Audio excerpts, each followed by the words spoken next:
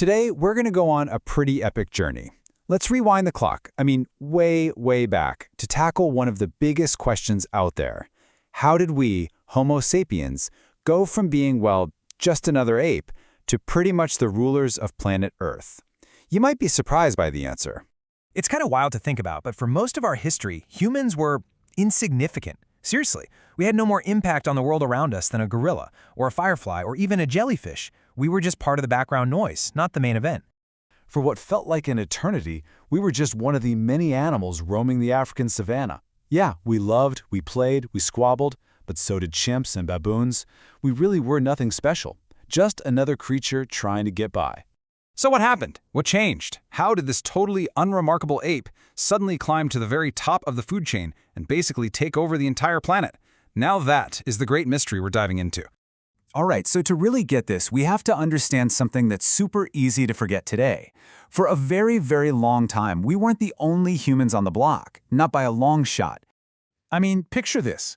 The world was once home to several human species, all at the same time. We had relatives, like the tough, brawny Neanderthals over in Europe, the incredibly resilient Homo erectus in Asia, and even a tiny hobbit-like species, Homo floresiensis, living on an island in Indonesia.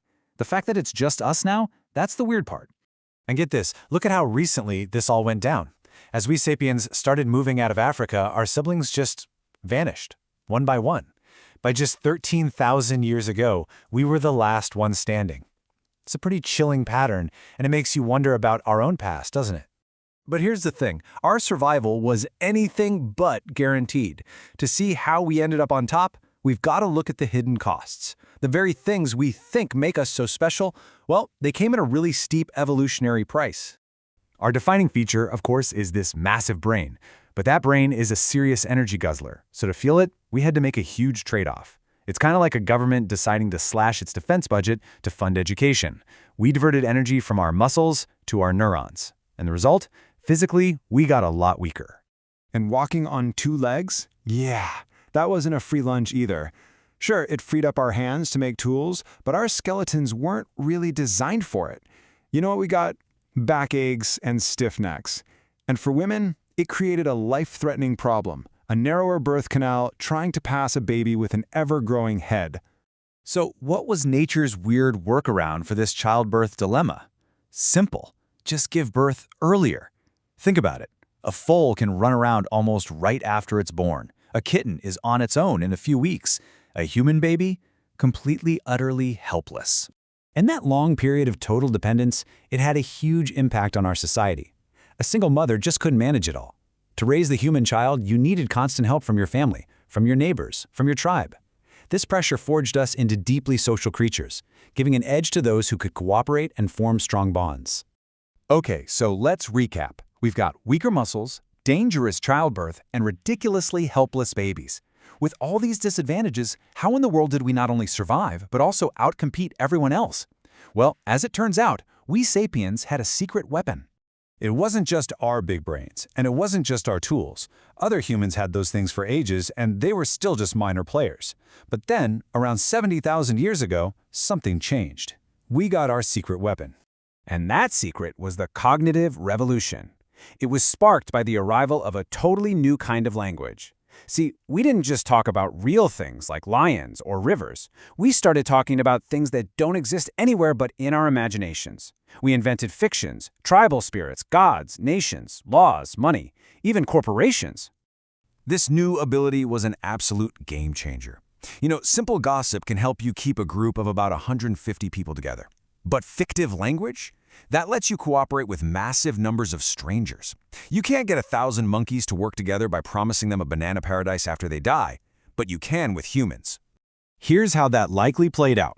In a one-on-one fight, a stronger, tougher Neanderthal would probably beat a sapiens, no doubt.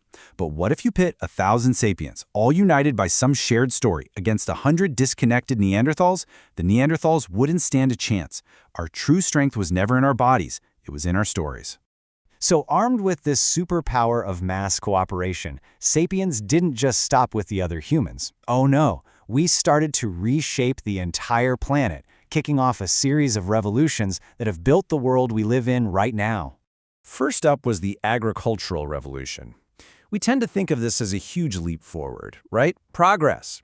Well, from the viewpoint of the average person, it was kind of a disaster. Farmers worked way harder than hunter-gatherers, their diets got worse, and they suffered a lot more from disease and famine. So why on earth did we do it? Because from a cold, hard evolutionary perspective, your individual suffering is totally irrelevant. The only thing that matters is how many copies of your species' DNA get passed on. And farming could support way more people on the same piece of land. It was a terrible bargain for the individual, but a fantastic one for our species as a whole. Fast forward thousands of years, and another revolution kicks off, this one fueled by a completely radical new idea. See, for most of history, people just assumed all the important stuff was already known, written down in some ancient book. The scientific revolution was born the moment we finally admitted our own ignorance, the moment we could say, you know what, we actually don't know. And that one admission, that we don't have all the answers, kicked off this incredible feedback loop. Scientific research gave us new powers. Those powers got the attention of governments and businesses who threw money and resources at it. Those resources funded more research, which created even more power. And on it went, an engine for change like the world had never seen. Which brings us right here, to today. All of these revolutions have put us in a totally unprecedented position. We're not just another animal playing by nature's rules anymore. For 4 billion years, life on Earth followed one main law: natural selection. Random chance and the pressures of the environment decided who lived and who died. It was a blind, slow process that gave us everything from bacteria to dinosaurs. But now, we're starting to break that law. Through biological engineering, through AI, we are literally taking the reins of evolution. We are replacing the blind process of natural selection with the laws of intelligent design. Our intelligent design. We started out as this insignificant animal, and now we've become something like gods, holding the power to create and even destroy life itself.